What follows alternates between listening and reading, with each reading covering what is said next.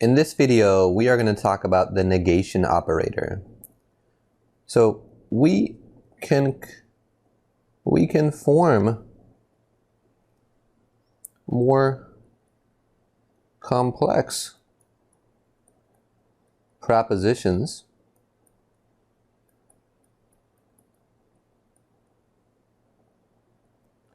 using simple ones and what are called operators.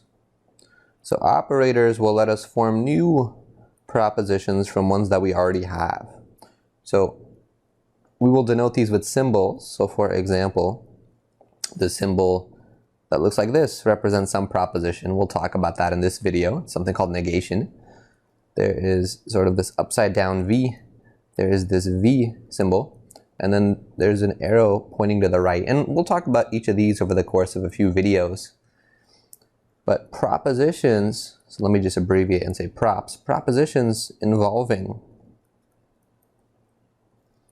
operators are called compound propositions. So compound, I'll just write compound props. So for example, e.g., if I write P is going to denote some proposition, and then this symbol, and then Q, and Q is going to denote some proposition.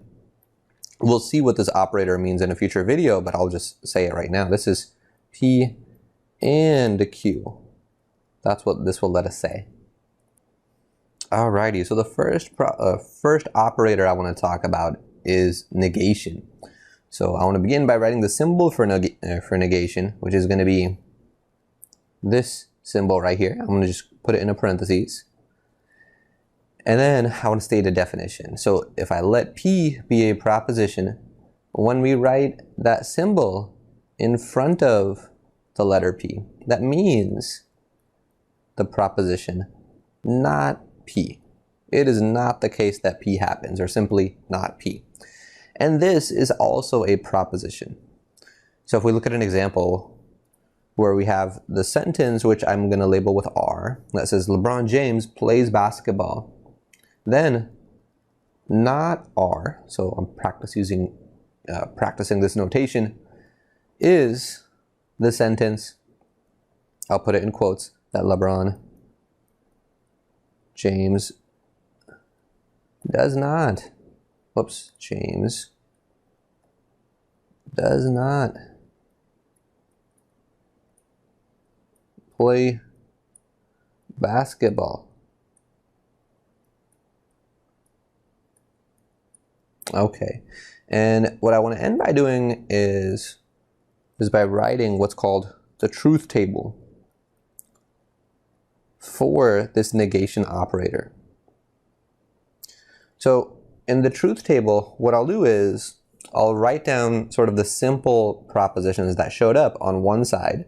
So the simple proposition was initially R, and then I'm going to put a line underneath that, and then I want to put a vertical line and another vertical line. And then on the right hand side of the vertical line, I'm going to write down the final proposition that I'm interested in, which in this case is not R. So not R. And then on the left hand side of these two vertical lines, I write all the truth values that R can take on. So R is either true or it is false. So when we write down truth tables, we're not super interested in determining these sentences, like are they actually true statements or are they actually false statements? We're more interested in considering all the possibilities.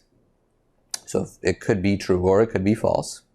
And if R was true, then the negation of it would be false. And if R was false, then the negation of it would be true. So for example, if I examine this row, what is this row saying? It's saying that when R is true, then this sentence, the proposition not R, is false.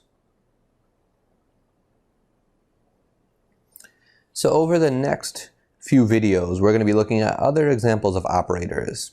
and then forming their truth tables. So one of the things that truth tables will let us do is sort of observe the truth values, either true or false, of these compound propositions based on the truth values of the simple propositions that make them up.